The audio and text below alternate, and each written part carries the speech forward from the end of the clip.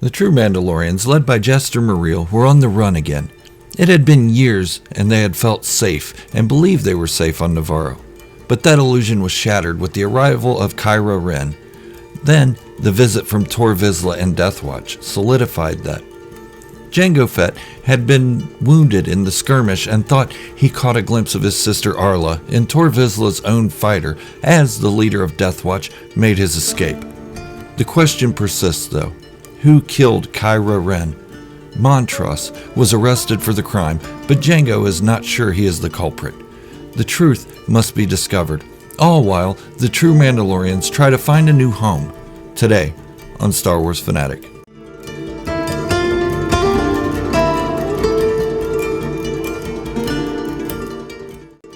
If you're new to the channel, go on and hit the subscribe button, turn on notifications, give the video a like, and share it with some Star Wars fans. Help me grow this channel to the best it can be. As Jango paces aboard the Mandalorian fighter, he favors his shoulder that was hit by Tor Vizsla's own fighter's blaster. He felt lucky to be alive, but death in battle is the highest honor for a Mandalorian. Thoughts were racing. He knows he saw Arla. She was older, but he would know her anywhere. Did she recognize him? He was in full armor, and she had never seen him in armor. What about Montross? Jango believed him to be innocent. Montross was right. He may have disagreed with Jaster's methods, but he would never disobey a direct order. He felt the weight of the team on his shoulders, but he knew Jaster felt more. The 5 fighters they had remaining were a mixture of light and medium craft. All were of Mandalorian design. When he had been brought in by Jaster Mereel, there were more fighters. Each battle left them with fewer fighters and men. They had picked up a few foundlings along the way, but it wasn't enough. Jango seemed to be taking on more and more. He was burdening himself with every problem that came along, things that he didn't see anyone else seeming to care about other than Jaster. Not that they didn't care, but that they had other things to worry about, like staying alive, and where their next meal would come from when rations ran out. That was understandable. Jaster approached Jango. He seemed to be including him more and more in the decisions for the group. He told Jango, "We found something. It isn't ideal, but it will work for the time being." There was so much on his mind and so much to reconcile, so Jango looked puzzled. Jaster clarified, "We may have found a new home." Jango perked up. One problem may have been resolved.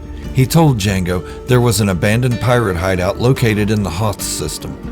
Jango had never heard of this area, but he trusted Jaster. When he looked at the star map of the system, he had questions but would save them for their arrival. He took this opportunity to question Jaster about Montross. He had to be careful though, as he noticed Jaster's expression change to one of visible anger. "Are we for certain that Montross disobeyed the order?" Jaster replied.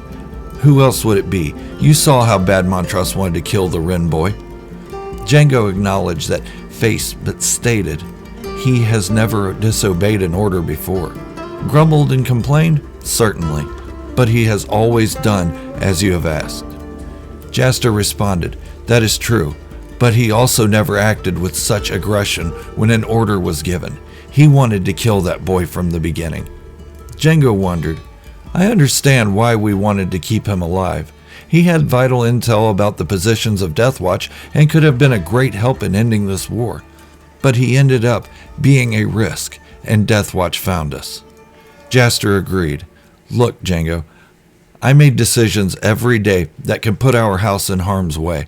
As a leader, you should know this by now. There are risks you will have to take for the greater good of the community. That boy was being tracked. Tor Vizsla said so himself. They would have found us regardless.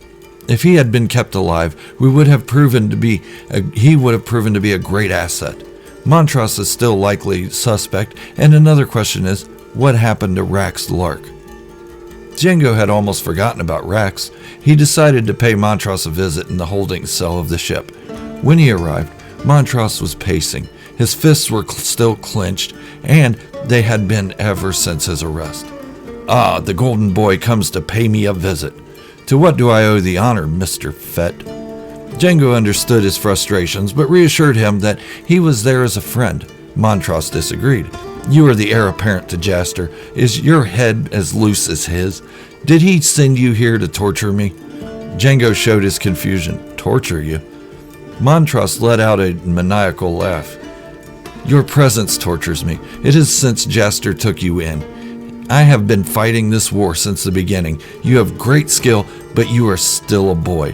This group needs a leader that will end this war now. I will tell you nothing other than I did not kill that Deathwatch scum. Jango stopped him.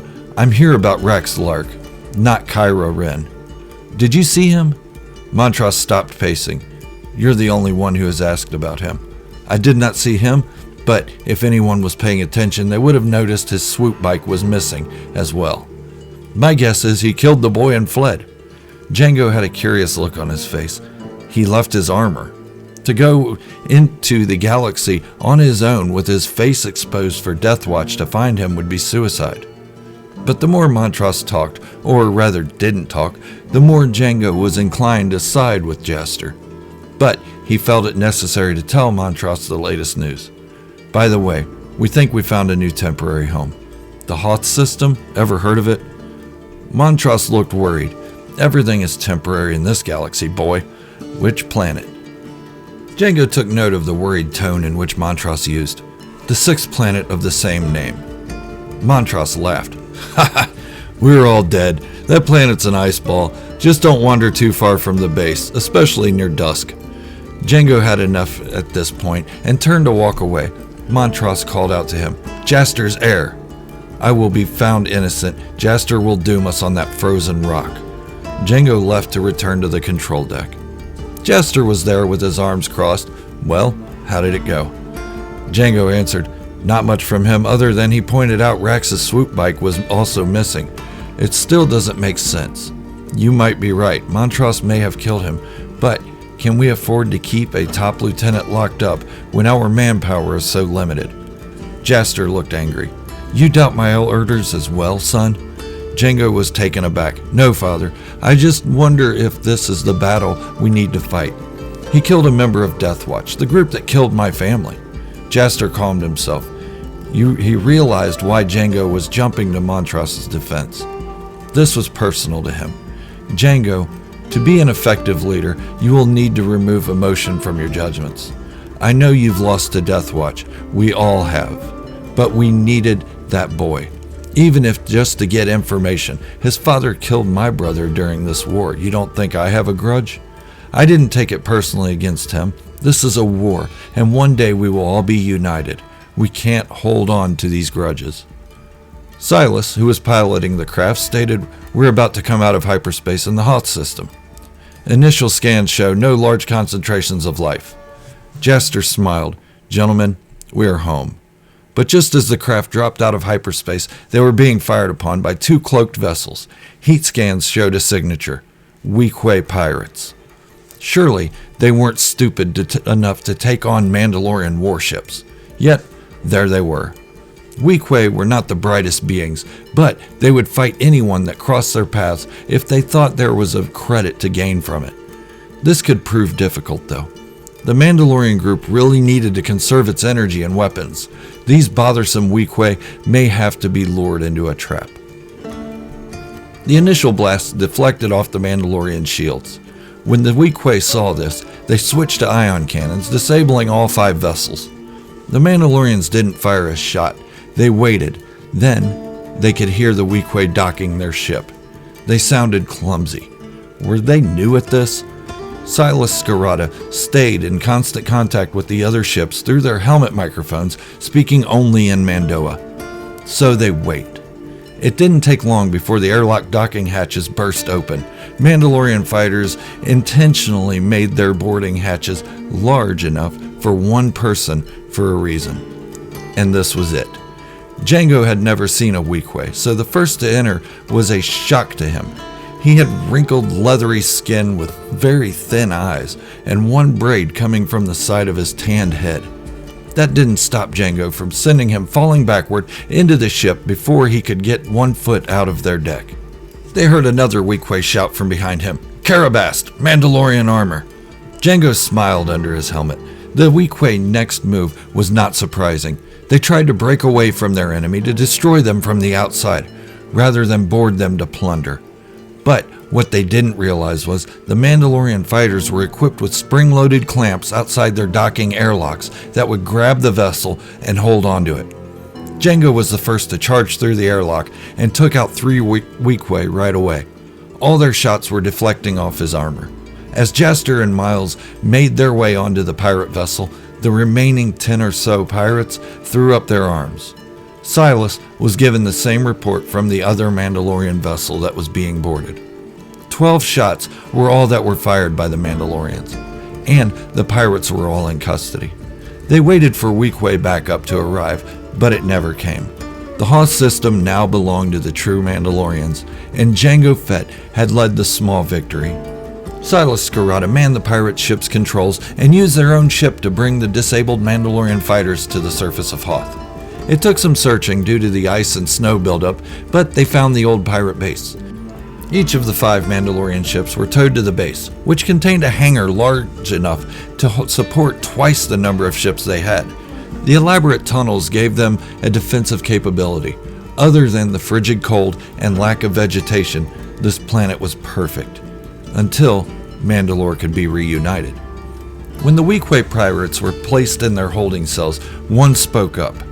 He did so in Mandoa. "I am the leader of this organization. There must be some misunderstanding." Jango stepped forward. "There was no misunderstanding. You fired on us and tried to board us. You are lucky to be alive." The pirate retorted, "We thought you were the other Mandalorians, the Dead Watch or something. We can make this financially beneficial for both of us. I am Hondo Onaka, and I am at your service." Okay, that concludes part 4 of my Jango Fett fanfiction. If this is your first one, go back and check out the others. This is an ongoing series I am writing to try to give some kind of detailed backstory to Jango Fett, and eventually Boba Fett. It isn't canon by any means, but if Dave Filoni would like to give my treatments a shot, haha, I'm not holding my breath for that one. So, what do you think so far? Let me know in the comments below. I love hearing from you. Is this a perfect story? Not by any means, but I don't have a story group to bounce ideas off of either. Don't forget, I will be doing a live stream right here every Wednesday at 6 p.m. Eastern Standard Time in the US, and Saturday at 11 a.m. Eastern Standard Time, also in the US. I'd love for you to join us. We have a great group of fans that join in. If you're new to the channel or just haven't committed to the creed, go ahead and hit the subscribe button and turn on notifications to stay up to date on my Jango Fett and Boba Fett fanfictions and Mandalorian and general Star Wars theories and discussions. Also, hit the thumbs up and share the video with friends. Doing those things really help boost this video and my channel. So let's see how high we can build this channel together. Thank you for watching, and remember, this is the way. The only way.